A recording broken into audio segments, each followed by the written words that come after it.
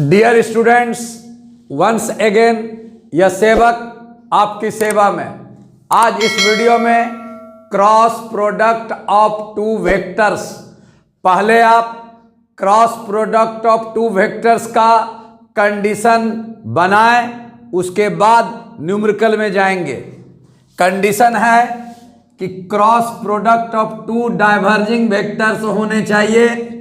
दो वेक्टर कैसा होना चाहिए? डाइवर्जिंग। इनिशियल पॉइंट लें, फर्स्ट वेक्टर ऑफ डाइवर्जिंग बनाएं, बाहर निकालें इस वेक्टर को, सेकेंड वेक्टर को भी इस पॉइंट से बाहर निकालें। ये दो वेक्टर आपका डाइवर्जिंग होगा और इस दोनों वेक्टर के बीच का जो इंक्लूडेड एंगल होगा ये स्मॉलर लेंगे, क्योंकि सपोज ये 60 डिग्री अगर है तो एक वेक्टर ए और वेक्टर बी के बीच का एंगल 300 भी बन रहा। ये 300 नहीं लेना है, ये स्मॉलर एंगल लेना है। यह cross product of two vectors का कंडीशन है कि cross product of two vectors में दोनों वेक्टर आपका डाइवर्जिंग मोड में होना चाहिए, यानी इस पॉइंट से, इनिशियल पॉइंट से फर्स्ट वेक्टर बाहर निकलना चाहिए, निकल रहा है। सेकेंड वेक्टर भी बाहर निकलना चाहिए, निकल रहा है। ये दोनों वेक्टर के बीच का इंक्लूडेड एंगल आपका स्मॉलर होना चाहिए, वो भी आपका हो रहा।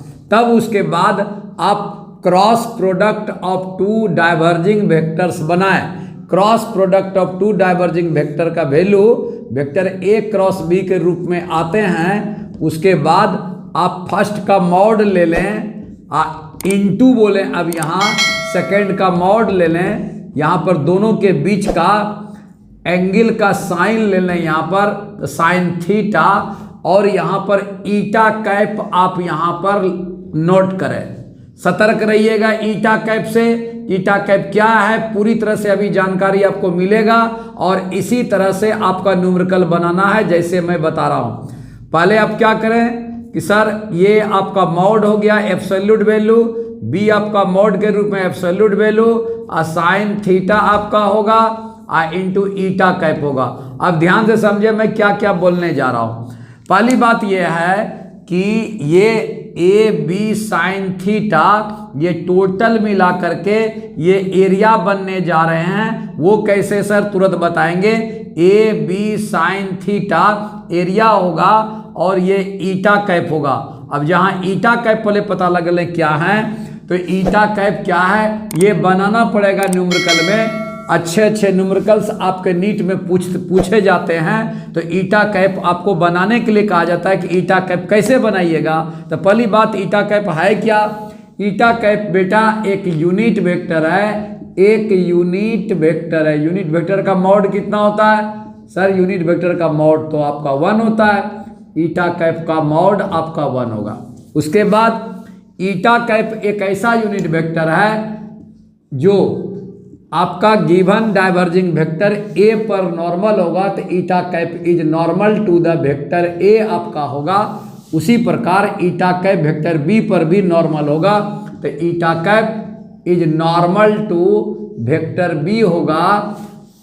और सबसे बड़ी बात ये आपको याद रखिएगा कि eta cap normal to the plane, normal to the plane, plane माने आपका 2D आपका होगा।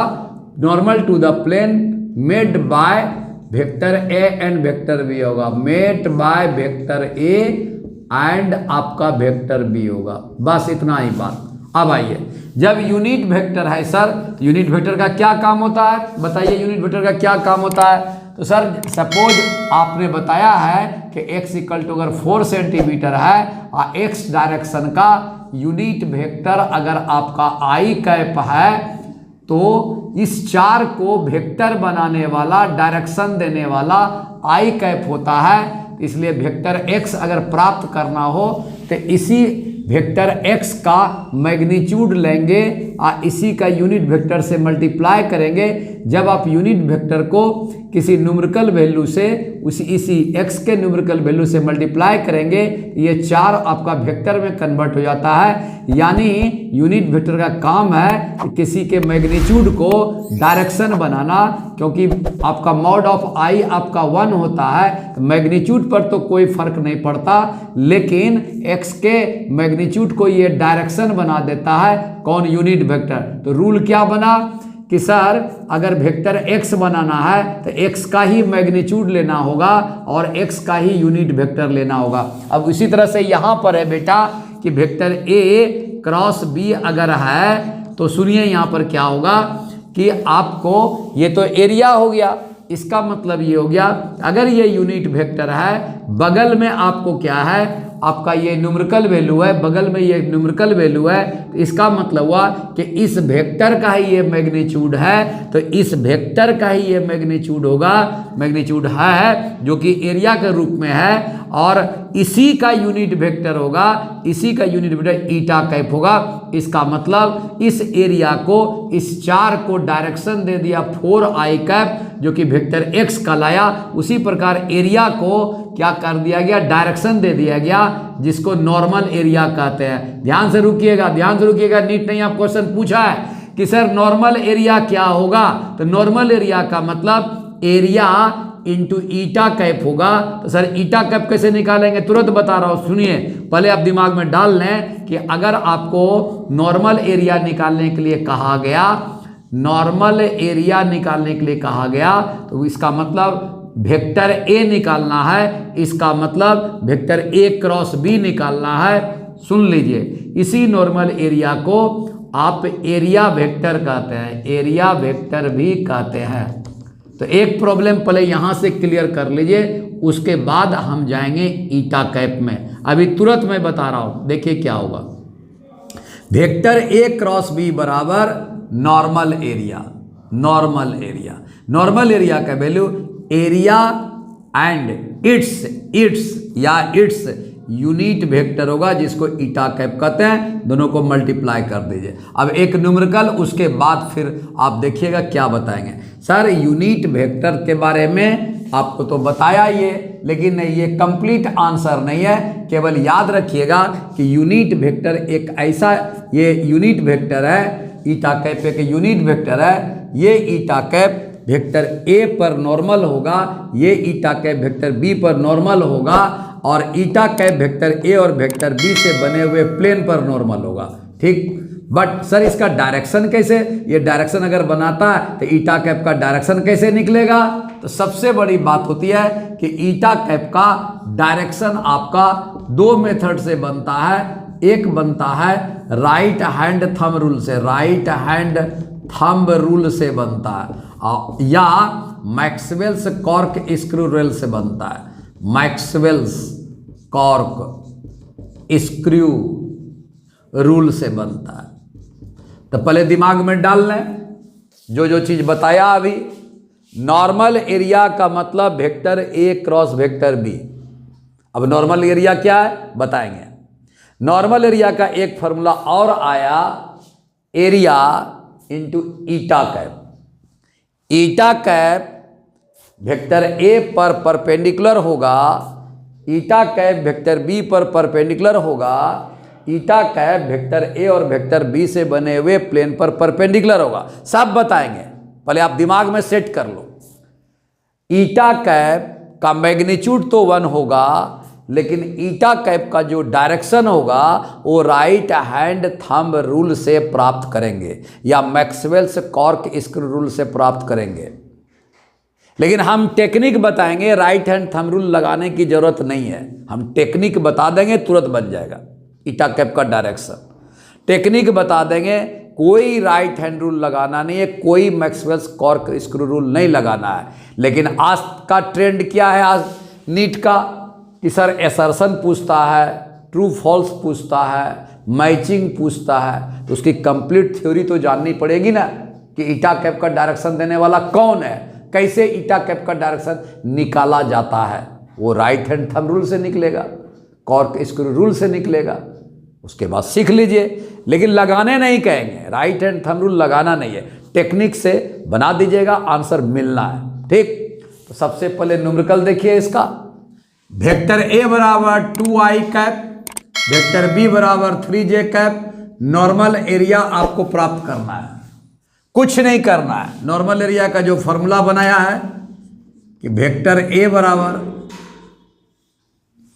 नॉर्मल एरिया वेक्टर ए क्रॉस वेक्टर बी, यहां आप 2i क्रॉस 3j कर दें, नंबर को नंबर के साथ मल्टीप्लाई करें, साइन भी इंक्लूड कीजिएगा, +2 इंटू +3 +6 आ जाएगा।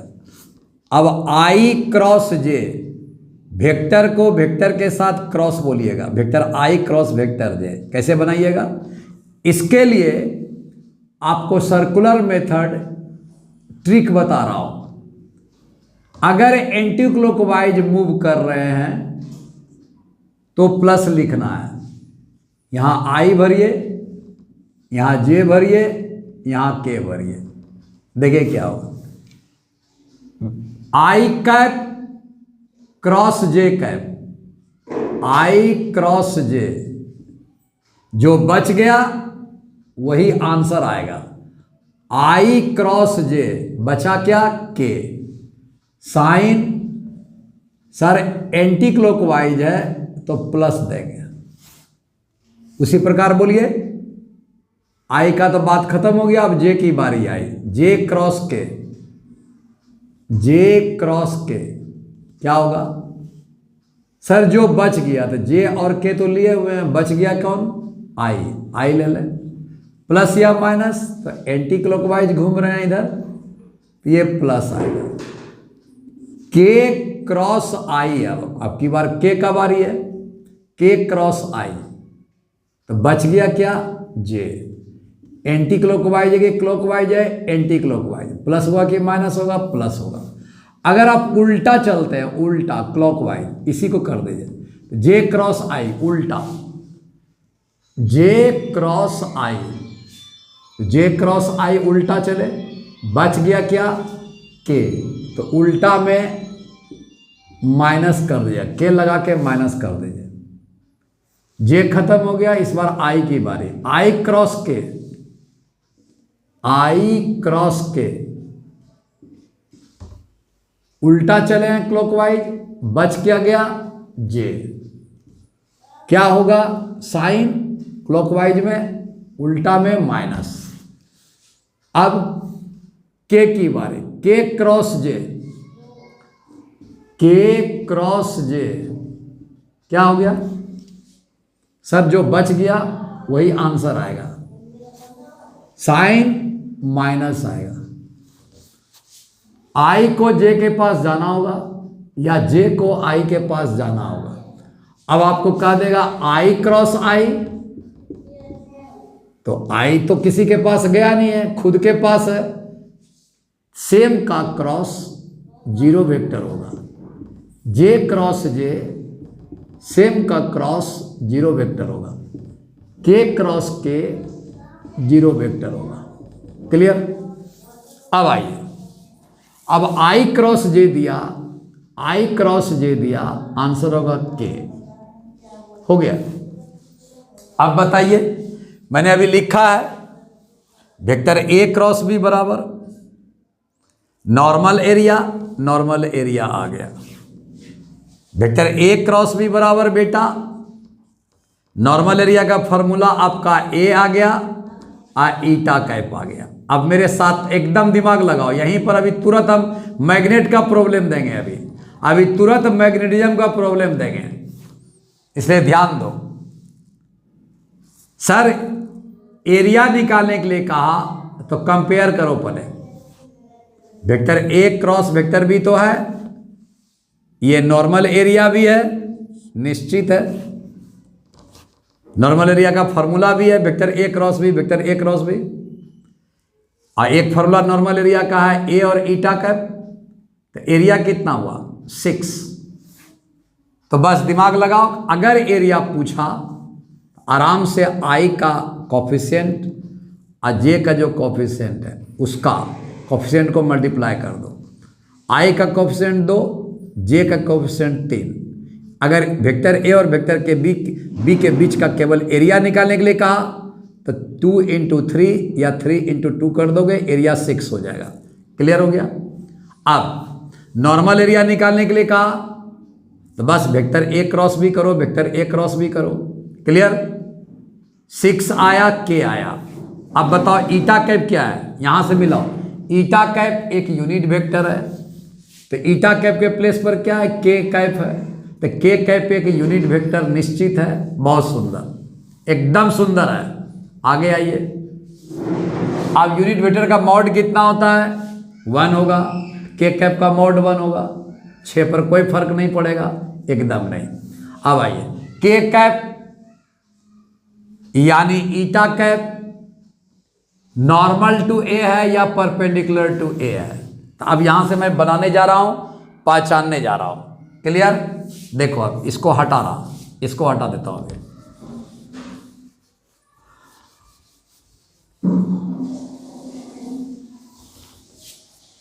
बताइए,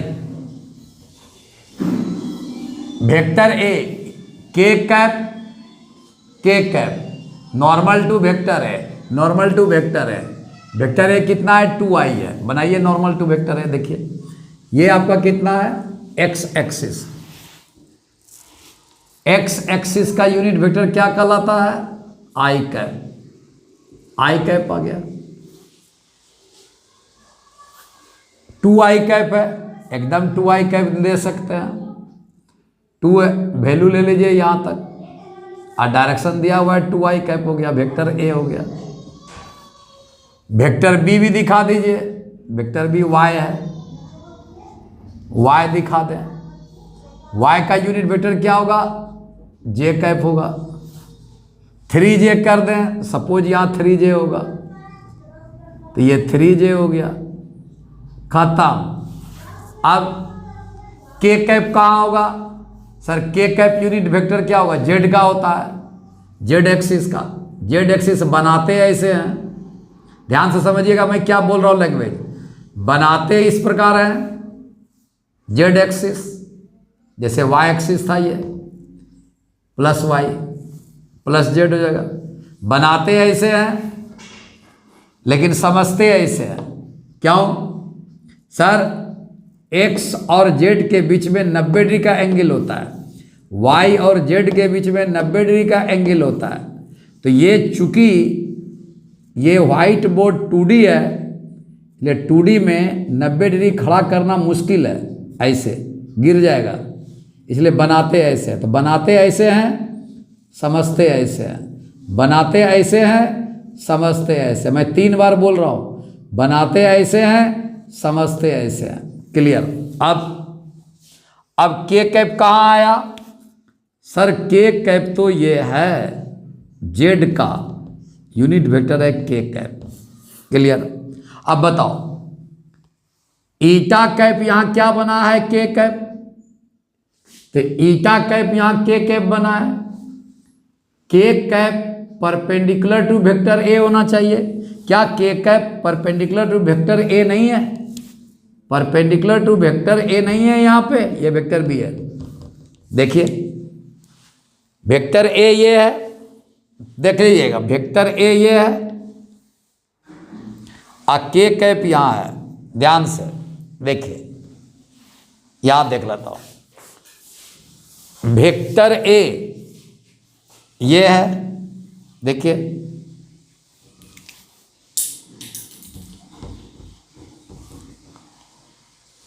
वेक्टर ए ये है और के कैप इस पर नॉर्मल है, परपेंडिकुलर। बनाते ऐसे हैं और के कैप को समझते ऐसे हैं। Vector A parallel to X axis दिखा दो, एकदम दिखा दिया। देखो एक्स एक्सिस के पैरेलल, और के क्या है, वेक्टर ए पर नॉर्मल है। क्लियर हुआ, एकदम सही बात है। इसका मतलब के कैप वेक्टर ए पर नॉर्मल है, ईटा कैप वेक्टर ए पर नॉर्मल होना चाहिए। एकदम हो गया सर, सही है। अब आइए के कैप या ईटा कैप वेक्टर बी पर भी नॉर्मल होना चाहिए।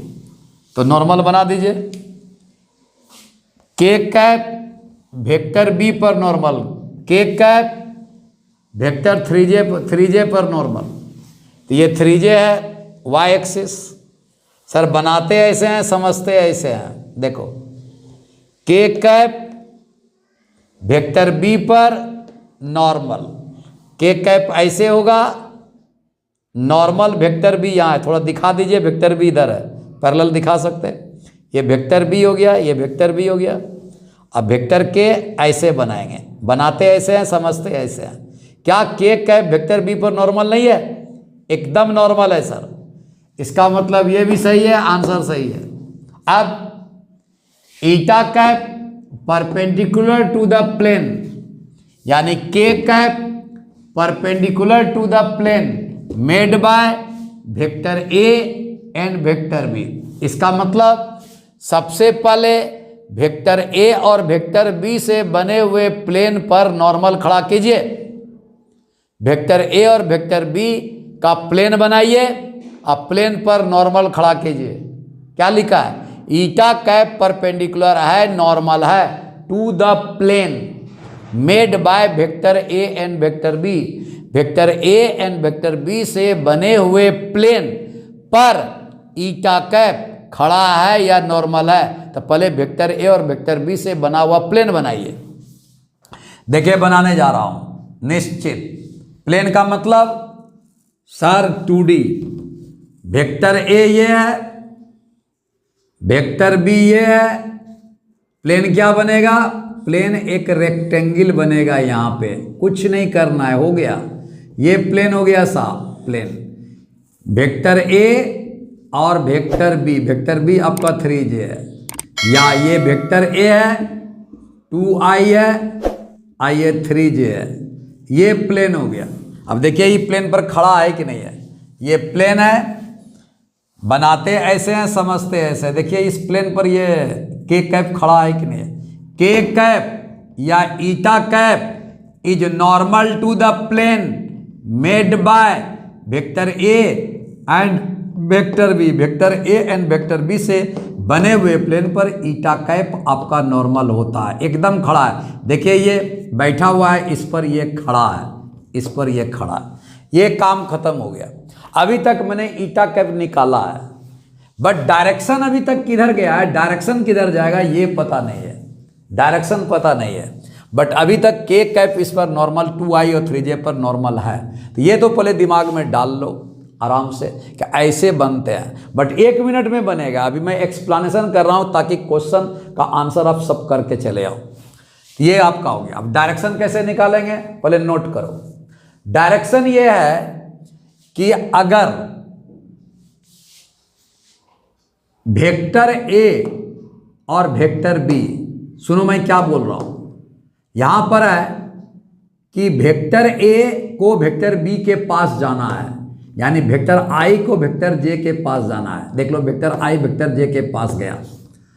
अगर एक वेक्टर दूसरे वेक्टर के पास एंटी क्लॉकवाइज जाए, एंटी क्लॉकवाइज जाए, एंटी क्लॉकवाइज जाए, एंटी क्लॉकवाइज जाए, तो क्या करोगे? सुनो मैं क्या बोल रहा हूं। एंटी क्लॉकवाइज जैसे जाएगा तो आप ईटा कैप का डायरेक्शन प्लेन के बाहर कर देना, प्लेन के बाहर कर देना, प्लेन के बाहर कर देना। प्लेन से ये नॉर्मल है, आप यूं कह सकते हैं कि eta cap outside the plane, देखो आउटवर्ड द प्लेन नॉर्मली। क्या बोला मैंने? अगर वेक्टर ए वेक्टर बी के पास जाए एंटी क्लॉकवाइज, ये वेक्टर ए वेक्टर बी के पास जाना ही पड़ेगा। अगर एंटी क्लॉकवाइज दे दिया गया, फर्स्ट वेक्टर अगर वेक्टर बी के पास सेकेंड वेक्टर के पास जा रहा एंटी क्लॉकवाइज, तो आराम से ईटा कैप का direction normal to the plane outward कर देना, आउटवर्ड कर देना, आउटवर्ड कर देना। कोई राइट हैंड थंब रूल या मैक्सवेल्स रूल नहीं बनाना है। क्लियर बात हुआ? मैक्सवेल्स कॉर्क स्क्रू रूल नहीं बनाना है। आगे आइए। फिर देखिए, अगर जे क्रॉस के का प्रॉब्लम आया, ये एंटी क्लॉकवाइज है, इसका मतलब जो आंसर आएगा यही ईटा कैप होगा। यह ईटा कैप का डायरेक्शन फिर away normal to the plane outward होगा, normal to the plane outward होगा। के क्रॉस अगर आई आया फिर बचा हुआ जो ईटा कैप होगा जे कैप का आंसर होगा, ये फिर normal to the plane outward होगा। यानी अगर एक vector first vector second vector के तरफ अगर एंटी क्लॉकवाइज होते हुए जा रहा तो ईटा कैप का direction normal to the plane outward होगा, नॉर्मली आउटवर्ड होगा, आउटवर्ड होगा, आउटवर्ड होगा। क्लियर बात हो गया? छोड़िए अभी राइट हैंड थंब रूल, छोड़िए आप मैक्सवेल्स कॉर्क स्क्रू रूल, उल्टा सीधा बता दीजिएगा। सर क्लॉकवाइज होगा तो क्या करना है? इनवर्ड, इनवर्ड नॉर्मली इनवर्ड होगा, अंदर जाएगा, नॉर्मली इनवर्ड जाएगा। क्या बोला? अगर जे क्रॉस आई आया तो ये क्लॉकवाइज है, क्लॉकवाइज अगर रहेगा इनसाइड द प्लेन नॉर्मली करोगे, इनसाइड द प्लेन नॉर्मली करोगे, यानी क्लॉकवाइज में inside the plane normally, eta cap अंदर जाएगा, प्लेन के अंदर जाएगा आराम से।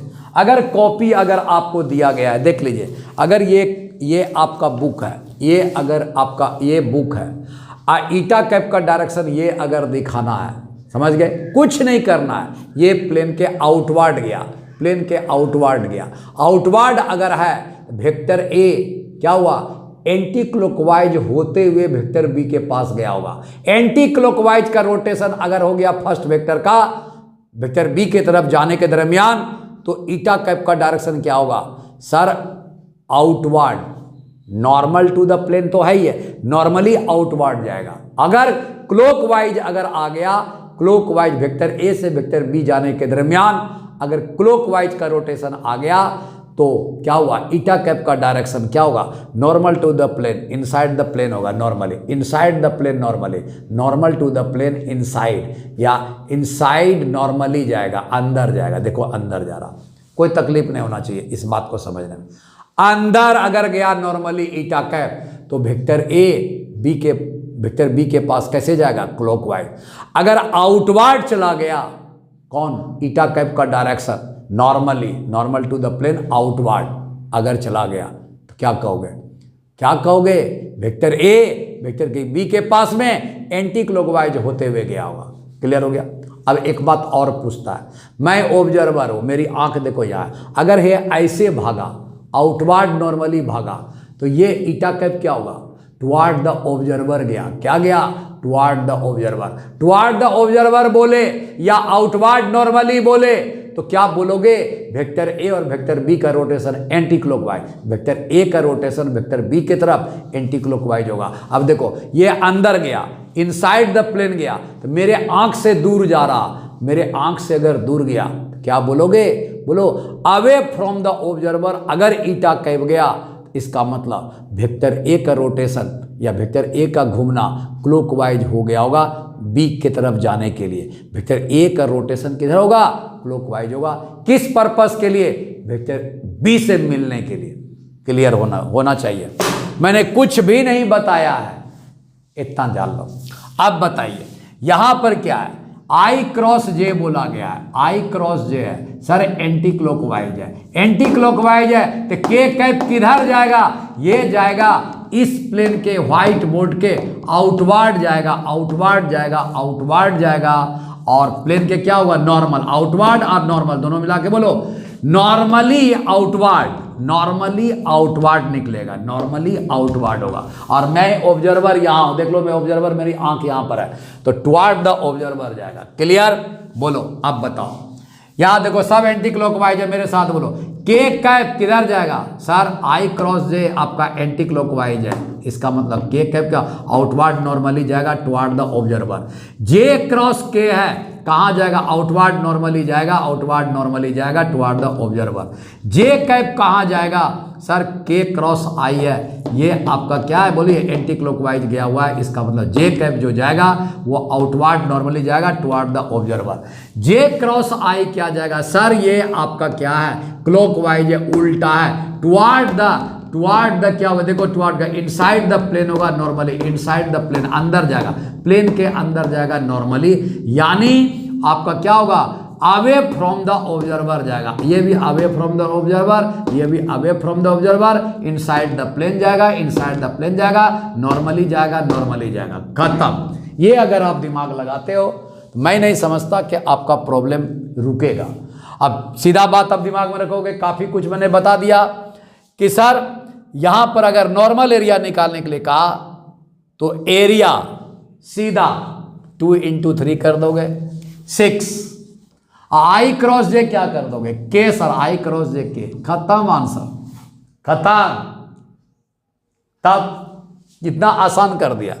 अब बताओ, अब मिटाता हूं। नॉर्मल एरिया प्राप्त हो गया, आपको सारा कुछ बता दिया, डायरेक्शन कैसे निकालना है, ईटा कैप का क्या मतलब हुआ, के कैप का क्या मतलब हुआ, ये सारी चीजें बता दी। अब बताना, वेक्टर ए दे दिया गया है -2i, वेक्टर बी दे दिया गया है +3j, घबराना नहीं है।